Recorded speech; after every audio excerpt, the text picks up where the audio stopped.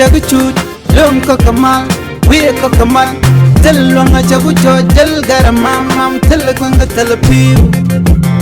Belto, Chadak, Bakon, Ramamane.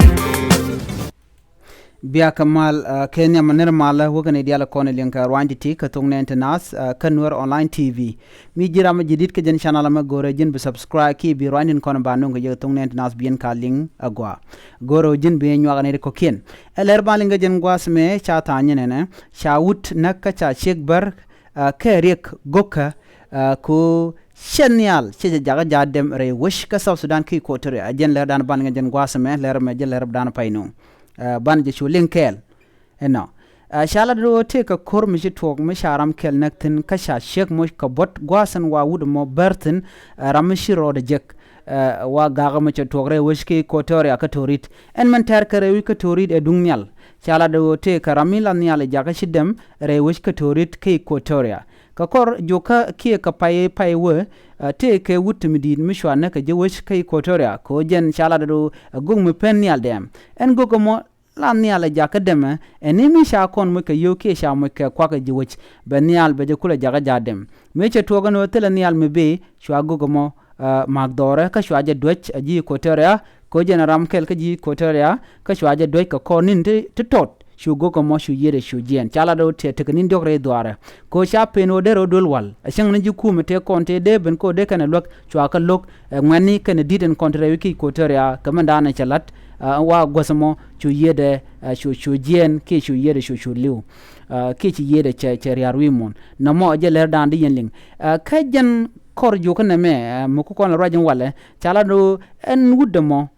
te ka go ko kient lin karodian kan go toba she te ko kan bo pen kan oden yal dara damre wishki kotoria alo chi pinje te karet no mo walo inat jeten wini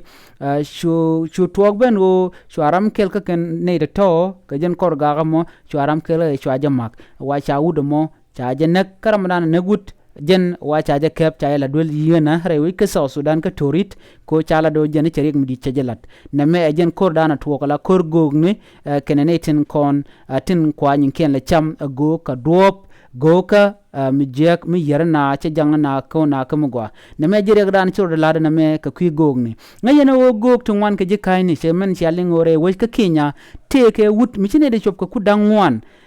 mi shal me kanze chene ku dangwan sheka nakane to nak dob naka ke wajen take mad right kene shaitan jen lana juge take ka miska ko take misni bu point na jen ba ko telepiu telele te pointien tangan botin content chala do she nak bane waken la ka deje ka tede ko gat chicken mis an gwasami na me ere kel ma chala do chatore wajin wini ka kinya ba ka kwi gong ni na me ere mu tore wi ka South Sudan entama ke jen kor ni dangra oti mi jiram jidit ke jen channel me gorejin bi nyogane de ko kien ko de ler kon nun ka ya ko tungne ent na din ga shwaling biate kamal mi jiram jidit gore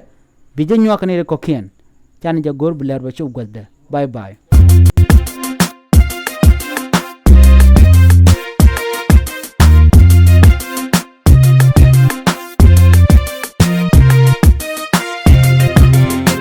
Chaguchut, Lum Kokamal, we Kokamal, Telunga Chagucho, Jelgaramam, Telegunga Telepiu, Belto, Chadak, Bakon, Ramamane.